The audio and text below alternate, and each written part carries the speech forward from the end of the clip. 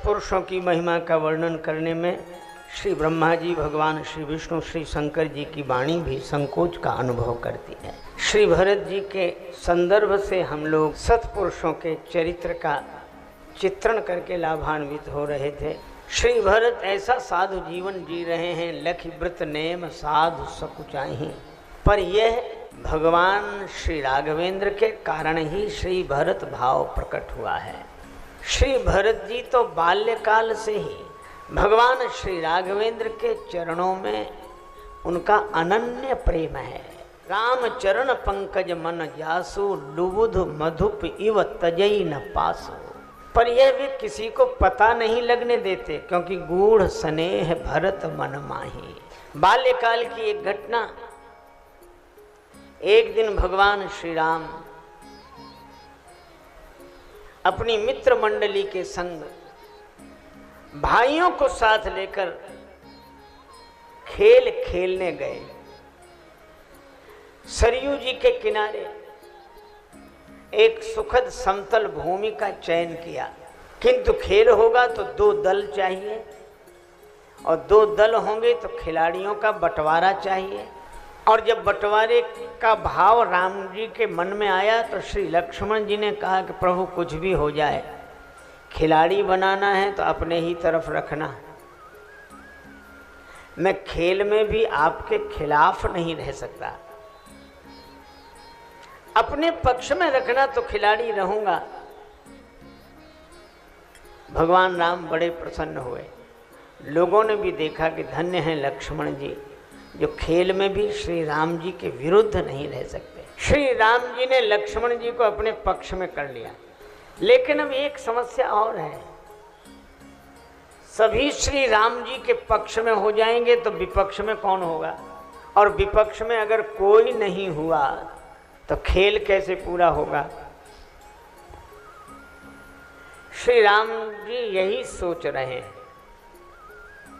तब तक उन्होंने कहा कुछ नहीं, केवल श्री भरत जी की ओर देखा, और जैसे ही श्री भरत जी की ओर देखा, भरत जी संकेत समझकर तुरंत भगवान के विपक्ष में खड़े हो गए। श्री गीतावली रामायण में श्री तुलसीदास जी वर्णन करते हैं, एक ओर श्री राम लक्ष्मण और दूसरी ओर श्री भरत श्री शत्रुघ्न, 2 दल बन गए। और कुछ लोगों ने श्री भरत जी से कहा कि राम जी ने पक्षपात किया है, लक्ष्मण जी को आपके अपने पक्ष में रखा और आपको विपक्ष में खड़ा कर दिया। आपको दुख नहीं होता कि श्री राम जी ने अपने पक्ष में आपको नहीं रखा? क्या आपको इसकी कोई परवाह नहीं है? श्री भरत जी ने कहा कि मुझे इसकी कोई परवाह नहीं कि भगवान पक्ष में रखते हैं या विपक्ष में, मुझे तो एक ही परवाह है कि किसी तरह भगवान का खेल पूरा होना चाहिए, चाहे पक्ष में रखें चाहे विपक्ष में रखें। है श्री भरत जी की साधुता, चाहे पक्ष में रखें चाहे विपक्ष में, उनका खेल पूरा होना चाहिए। लेकिन भरत जी, यह तो आपकी महानता है, यह आपकी महानता है, क्या आप विपक्ष में रहकर भी प्रसन्न हैं? यह तो आपकी महानता है कि आप विपक्ष में रहकर भी प्रसन्न हैं। श्री भरत जी ने कहा, हम विपक्ष वालों को जो लाभ मिल रहा है वो पक्ष वालों को नहीं मिल रहा है, क्योंकि श्री राम जी के पक्ष में जो खड़े हैं वे तो हमें देख रहे हैं, और हम जो विपक्ष में खड़े हैं तो हम श्री राम जी को देख रहे हैं। तो दर्शन का मौका जो विपक्ष वालों को मिल रहा है वो पक्ष वालों को नहीं मिल रहा है। खेल गेंद का था, शुरू हुआ। भगवान श्री राम ने गेंद पर ठोकर लगाई और गेंद लुढ़कता हुआ श्री भरत जी के पास आया। श्री भरत जी ने दुगने वेग से गेंद पर ठोकर लगाई।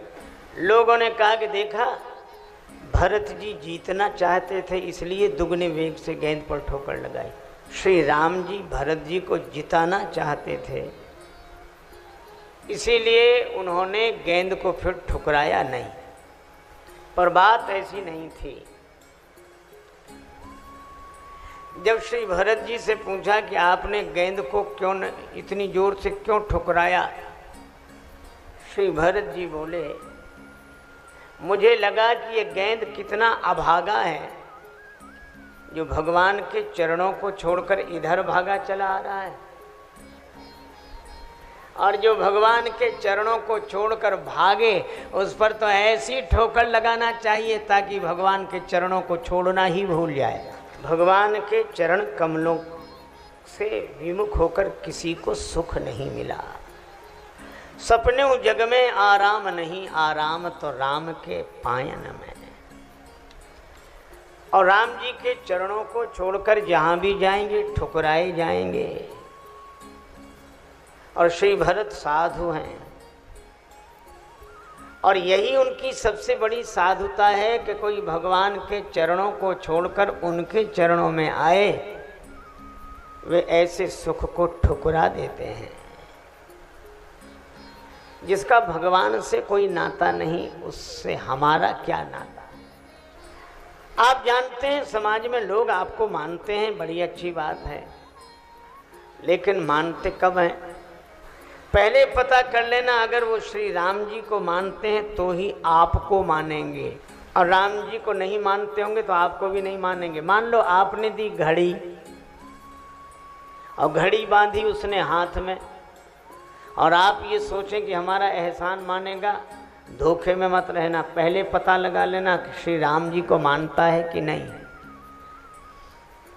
राम जी को मानता होगा तो आपको मानेगा, क्योंकि आपने दी है घड़ी, और घड़ी बांधी है उसने हाथ में, और हाथ दिया है भगवान ने।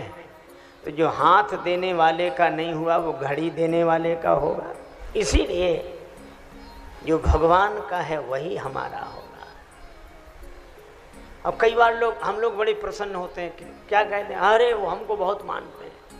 चलो ठीक है, बहुत मानते हैं, और कहते कहते क्या कहते हैं, एक बार चाहे भगवान को न माने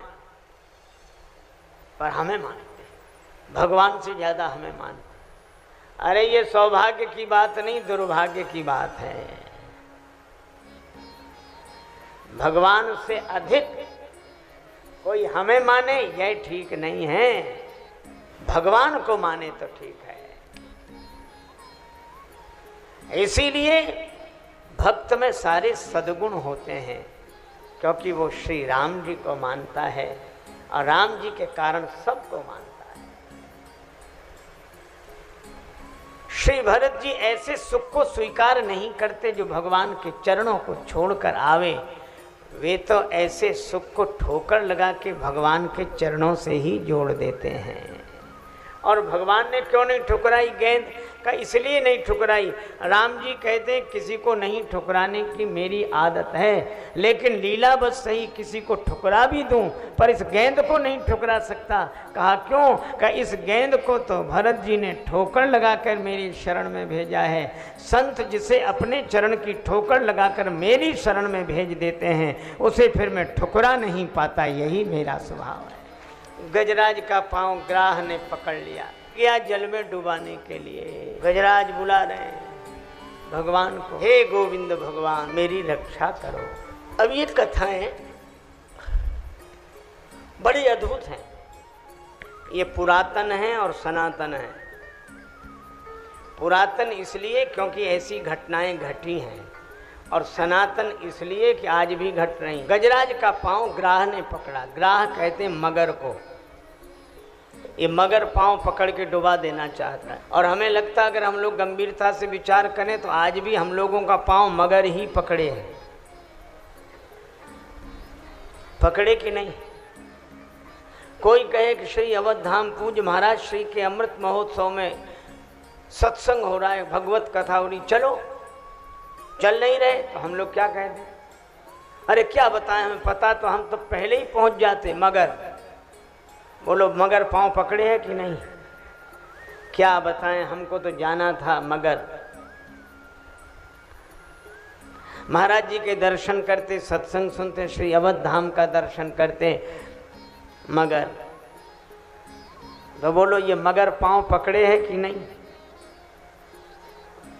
और इस मगर से पीछा छुड़ाना बहुत मुश्किल है।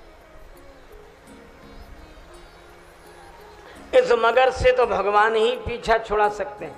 मगर मारी गजराज उबार्यो, भगवान ने मगर को मारकर गजराज का उद्धार किया।